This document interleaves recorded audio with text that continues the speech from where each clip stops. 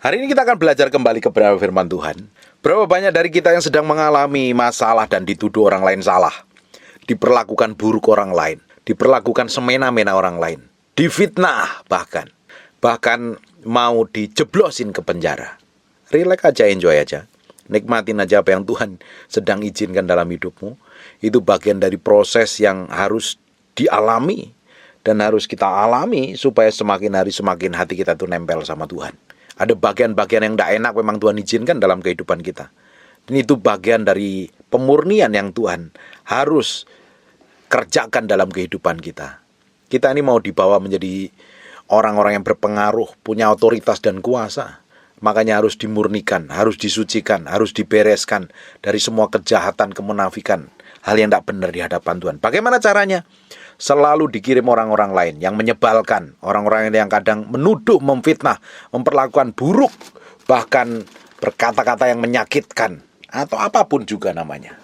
Kadang Tuhan izinkan itu supaya hati kita ini tidak sombong.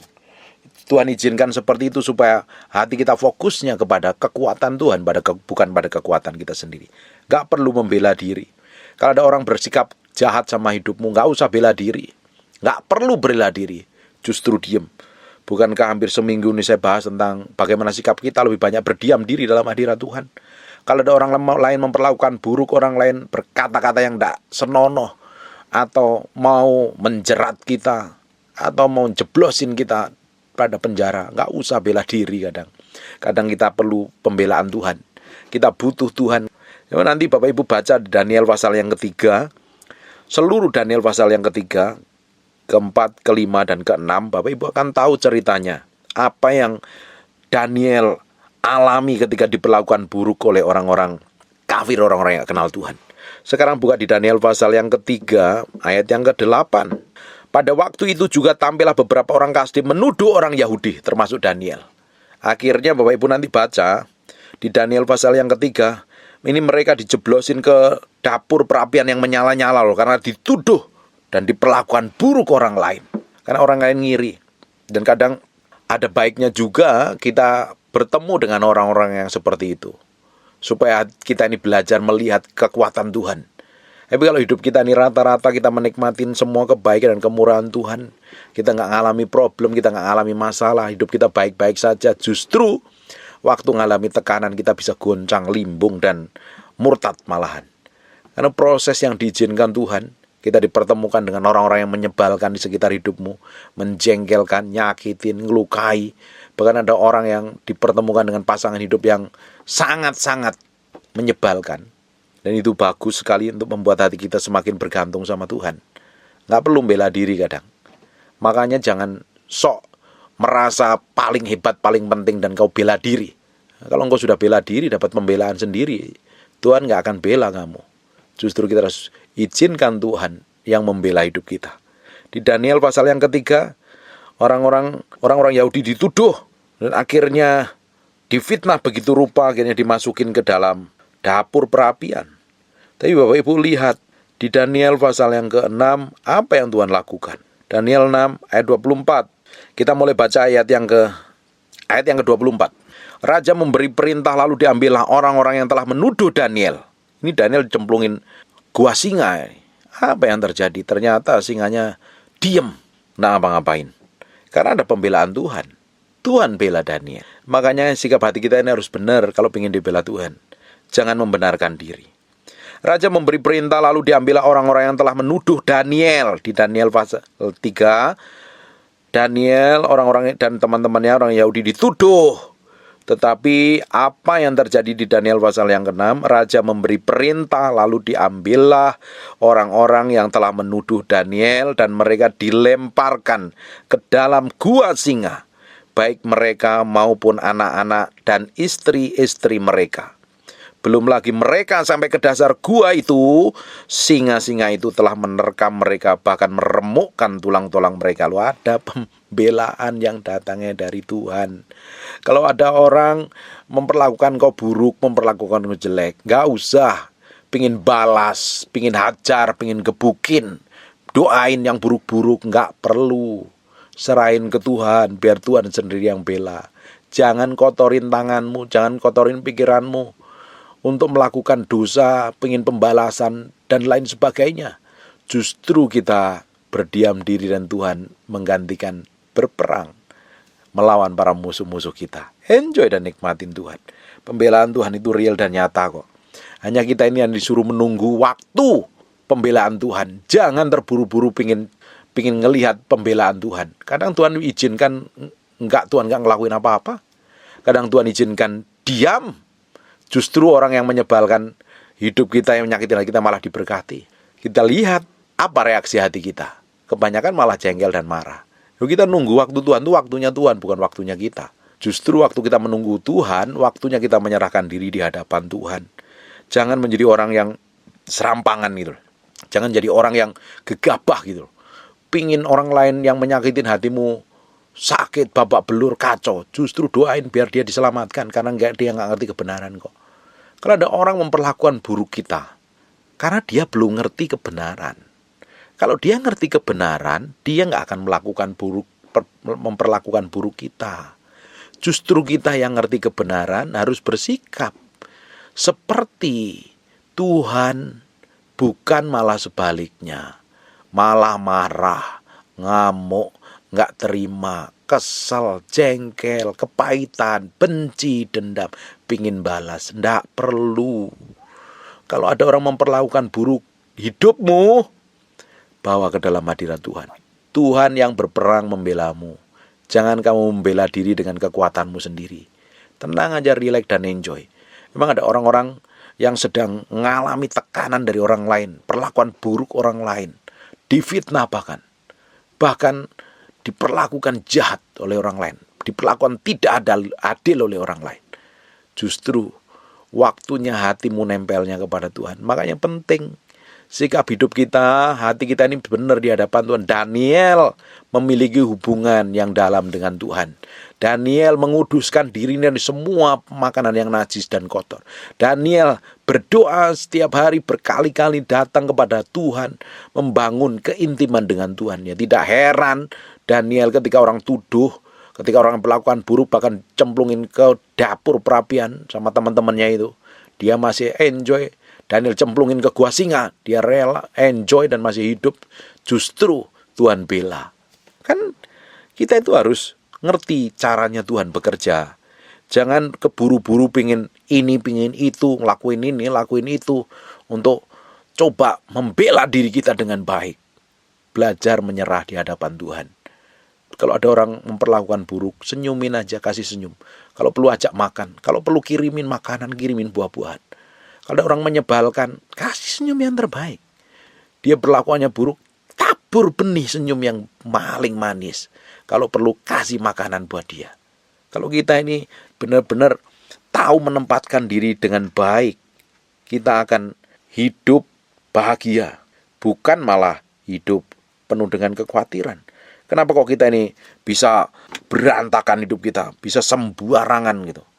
Kita jadi kepahitan, panik, stres, bingung, kacau begitu. Karena kita coba pakai kekuatan kita sendiri. Harusnya kita pakai kekuatan Tuhan. Menyerahkan sepenuhnya ke dalam kekuatan Tuhan. Kita bersikap benar. Justru kalau ada orang memperlakukan buruk, sikap kita harus benar di hadapan Tuhan. Kalau ada orang sikapnya menjengkelkan, kita bersikap seperti Tuhan bersikap. Harus kita bersikap dengan seperti apa yang Tuhan mau. Di Amsal 25 ayat yang ke-22. Mulai ayat yang ke-21. Jika seterumu lapar, ini seterumu lapar, yang gampang gegerin kamu lapar, berilah dia makan roti sampai kenyang kalau perlu. Jikalau ia dahaga, beri minum air, kasih jus kalau perlu. Kalau ada orang yang menjengkelkan, menyebalkan kita, layani dengan baik, kasih senyum yang terbaik. Kalau suamimu menjengkelkan hidupmu, kasih senyum yang terbaik, layani yang baik. Istrimu kelakuannya horor, kasih senyum yang baik. Dan tetap the best yang bisa kita lakukan, kita lakukan. Apalagi kalau orang-orang lain, mungkin teman kerja kantor, teman pelayanan, atau siapapun yang menyebalkan hidupmu, benar-benar sikapmu harus benar loh. Harus benar. Bukan malah kesel, bukan malah marah, bukan malah jengkel. Tetapi ketika kita lihat mereka lapar, kasih roti. Ketika dia haus, kasih minum. Karena dengan kita ini berbuat baik seperti ini, kita ini bersikapnya extraordinary. bersikapnya seperti anak-anak kerajaan Allah. Kalau kita ini anak-anak kerajaan Allah, sikap kita, tindakan kita, kelakuan kita seperti anak-anak kerajaan tentunya. Bukan seperti orang-orang dunia. Kalau mereka kelaparan kita kasih makan, mereka haus kita kasih minum, mereka telanjang kita kasih baju, nggak perlu kita kutukin, malah kita berkati. Itu baru sikapnya anak kerajaan. Karena engkau akan menimbun bara api di atas kepalanya, dan Tuhan akan membalas itu kepadamu. Kalau ada orang perlakuan kita buruk, tuduh kita, fitnah kita, kita justru perlakukan orang yang menuduh itu dengan baik. Ketika kita bersikap baik, bukan marah, bukan kesal, kasih senyum yang manis, kita seperti menimbun bara api di atas kepalanya. Awalnya sih apinya kecil, lama-lama apinya menyalai, rambutnya gosong itu, bisa kebakaran. Enjoy aja. Itu cara Tuhan, bukan cara kita. Kita ini ngikut Tuhan, ngikutin caranya Tuhan. Kita ini anak Tuhan, ngikutin sistemnya kerajaan Allah, bukan sistem dunia, bukan cara kita. Kita ngikutin caranya Allah bekerja. Itu simple. Kalau orang perlakuan buruk, kita enjoy. Kita tahu Tuhan bela. Tuhan bela Sadrak, Mesak, dan Abednego. Tuhan bela Daniel. Tuhan bela kita juga. Nggak perlu khawatir, nggak perlu pusing, nggak perlu panik, nggak perlu stres, nggak perlu bingung. Kita taruh hati kita ini sepenuhnya di hadapan Tuhan. Memang ketika kita diperlakukan buruk, rasanya nggak enak. Daging pingin berontak, pingin ngelawan. Kalau bisa kita berdoa, minta Tuhan kirim petir menyambar di atas rumahnya, itu di kepalanya. Kalau perlu kita kan, daging kita maunya kan mendoakan hal yang seperti itu. Tetapi ketika kita ingin hidupin sistem kerajaan Allah, ketika orang menuduh, memfitnah, memaki, memperlakukan buruk, kita kasih senyum, bahkan kita kasih makanan. Kita beri dia yang terbaik, yang kita miliki, yang kita punya. Justru dengan kita bersikap baik, kita lakukan yang extraordinary, kita seperti menimbun bara api di atas kepalanya. Loh, untuk mengambil keputusan sikap seperti itu dibutuhkan pikul salib, sangkal diri, mati daging. Jangan bersikap bertindak semaumu sendiri, berkelakuan semaumu sendiri. Kalau engkau bersikap dan bertindak layaknya orang dunia, orang di sekitarmu gak akan melihat kemuliaan Tuhan. Justru orang di sekitar kita harus melihat kemuliaan Tuhan dari setiap kita menghadapi problem dan masalah. Semakin kita menaklukkan diri kita, semakin memberi hidup kita sepenuhnya di hadapan Tuhan, semakin kita bisa rest in the presence of the Lord, menikmati hidup dan bahagia. Kenapa banyak orang gak bisa bahagia? Kenapa banyak orang tertekan hidupnya, bingung ketika orang fitnah, ketika orang tuduh, perlakuan buruk, sampai stres, bingung, kacau. Seakan-akan dunia ini mau runtuh. Ngapain pusing? Orang ngomong buruk itu gratis. Orang menjelekkan kita itu gratis. Kita gak bisa atur mulut orang. Kita gak bisa ngatur orang lain bersikap seperti yang kita mau. Enjoy aja. Orang memperlakukan buruk, ngomongin jelek, fitnah, tuduh, dan lain sebagainya. Enjoy. Serahin ke Tuhan, Tuhan yang akan bela. Saya ini melihat pembelaan Tuhan itu berkali-kali dengan caranya yang ajaib.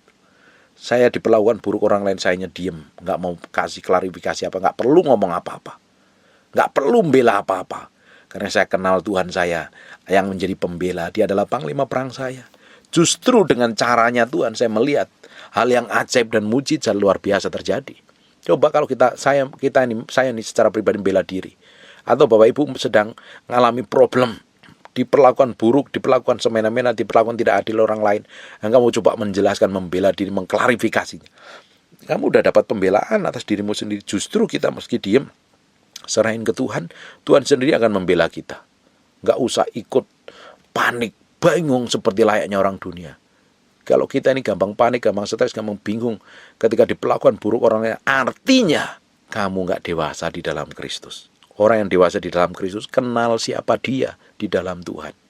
Orang boleh fitnah, orang boleh tuduh, orang boleh bully, orang boleh rendahkan, orang boleh caci, boleh maki. Tapi posisi kita benar di hadapan Tuhan. Kita tahu siapa diri kita di hadapan Tuhan. Kita nggak terlalu pusing, kita nggak perlu bingung. Kita tahu jati diri kita di hadapan Tuhan. Tuhan sendiri yang akan bela kita. Amin. Pastikan posisimu benar di hadapan Tuhan. Pastikan sikap hatimu benar di hadapan Tuhan. Pastikan setiap keputusan apapun yang kamu perbuat, kamu lakukan benar di hadapan Tuhan. Orang boleh bersikap kayak apapun terhadap kita, tapi Tuhan akan menjadi pembela kita. Amin. Gak usah merana, apalagi kepahitan, bela diri karena harganya diinjak-injak. Harga dirimu setelah ikut Tuhan ada di depan pintu, di bawah keset dulu, udah diinjek-injek orang itu. Kalau semakin kamu meninggikan diri, kamu akan diinjak-injak. Waktu kita ini mati terhadap diri sendiri, harga dirimu taruh di depan pintu, diinjek-injek orang. Ketika orang rendahkan kamu nggak terlalu pusing dengan kata orang. Karena kamu tahu posisimu di dalam Kristus apa. Siapa kamu di dalam Kristus. Ketika orang fitnah, rendahkan, caci, maki, perkatakan buruk, kamu tahu posisimu di dalam Tuhan. Bahwa kamu di dalam Kristus adalah orang imamat yang rajani. Nggak usah bela diri. Kamu posisimu tahu persis di dalam Kristus siapa, memiliki semua harta surgawi. Kamu orang merendahkan, kamu melarat miskin, nggak usah pusing dengan kata orang. Ngapain sih kita mesti pusing dengan kata orang? Orang lain nggak ngargain kita, orang lain nggak hormatin kita. Apakah dengan orang lain menghormatin kita semakin berkenan di hadapan Tuhan? Kan belum tentu. Bagian kita dalam melakukan tepat seperti yang Tuhan mau. Dari semua tindakan, sikap, dan perbuatan kita harus mencerminkan kemuliaan Tuhan. Harus memuliakan nama Tuhan. Saya berdoa hari ini Tuhan semakin membukakan, menyingkapkan sesuatu supaya kita bisa ngambil keputusan yang benar di hadapan Tuhan. Kita bisa menikmati hidup bersama Tuhan. Hari ini kalau nggak bisa menikmati hidupmu, enjoy dan relax, nikmatin semua kebaikan Tuhan, artinya ada yang perlu diperbaiki. Apalagi kalau hidupmu dikontrol dan dikendalikan oleh perkataan orang lain, kacau hidupmu. Hidup kita nggak dikendalikan oleh perkataan orang lain. Orang lain boleh ngomong sembarangan, ngomong serampangan, ngomong rendahkan, dan ngomong nyakitin. Tapi siapa kita di dalam Kristus tidak akan terpengaruh dengan kata orang. Karena kita memiliki janji. Kita menikmati semua kebaikan dan kemurahan Tuhan. Amin. Kita relax dan enjoy nikmatin hidup ini bersama Tuhan. Ngapain pusing-pusing dengerin perkataan orang? Wong hidup kita nggak ditentukan perkataan orang lain. Ngapain kita pusingin perkataan buruk orang lain? Kita nggak minta makan sama mereka. Mereka bisa ngomong bebas, jelekin kita, menuduh kita, perlakuan buruk kita. Jalan terus sama Tuhan. Nikmatin sama Tuhan. Gak usah pusing dengerin orang yang berkata kotor, berkata rana, jelek, berkata menyebalkan, bersikap buruk. Kalau kita jalan terus sama Tuhan, Tuhan sendiri akan bela. Amin. Gak usah pusing dengan kata orang. Serahin aja ke Tuhan. Tuhan sendiri akan berbicara atas hidupmu. Tuhan sendiri akan bekerja dengan caranya yang ajaib, pembela. Tuhan itu pembela kita kok. Tuhan itu pembela kita. Roh Kudus yang menyertain kita. Dia adalah pembela kita, yang membela kita siang dan malam dari tuduhan setan. Jangan mau dengar perkataan buruk apapun namanya yang merendahkan dan menyakiti hati kita. Tolak semuanya dalam nama Yesus. Kita fokus jalan sama Tuhan. Kita fokus menikmati hadirat Tuhan. Kita fokus berjalan dalam kekuatan ilahi. Kita menikmati semua kebaikan dan kemurahan Tuhan. Hidup kita menjadi berkat bagi banyak orang dan nama Tuhan dipermuliakan melalui kehidupan kita. Amin. Sekarang tutup matamu, tutup Alkitabmu, kita berdoa. Bapa, dalam nama Yesus, terima kasih. Kami kembalikan segala hormat, pujian, pengagungan kami buat Engkau, Raja di atas segala Raja. Kami tahu persis Tuhan yang akan membela kami. Kami gak perlu membela diri. Kami harus memperlakukan orang yang menyebalkan itu dengan sikap yang baik dan berkenan di hadapan-Mu. Biar Engkau sendiri buat orang-orang yang menyakitin kami, melukai kami, bersiasat jahat sama kami, mereka dicamah Tuhan dan diberkati Tuhan, diubah hidupnya. Ayo berdoa. Semua orang yang masih struggle, bergumul, Tuhan sendiri yang bikin breakthrough dan terobosan. Terima kasih Tuhan. Kami bersikap benar di hadapan-Mu. Hidup kami menyenangkan hati-Mu. Kami gak mau terpengaruh dengan sikap buruk dan perlakuan buruk orang lain. Tapi kami melihat kebaikan, kemurahan, dan kami hidup dalam kekudusan dan kesucian. Terima kasih Tuhan. Bagimu hormat, bagimu pujian, bagimu pengagungan. Pimpin kami terus menikmati semua berkat dan keajaiban-Mu. Nikmatin kemurahan dan kedahsyatan-Mu. Hidup kami semakin jadi berkat bagi banyak orang dan nama Tuhan dipermuliakan melalui hidup kami. Terima kasih Tuhan. Kami mengucap syukur dalam nama Yesus. Dan Namamu berdoa untuk orang-orang yang sakit dan mengalami kelembuhan tubuh. Oleh bilur Yesus, darah Yesus, jadilah engkau sembuh, jadilah engkau tahir, jadilah engkau sehat. Dalam nama Yesus, anugerah dan kemurahan Tuhan, kasih setia Tuhan melimpahi kami mulai hari ini sampai selama-lamanya. Dalam nama Yesus, kami berdoa dan mengucap syukur. Haleluya. Amin. And God bless you.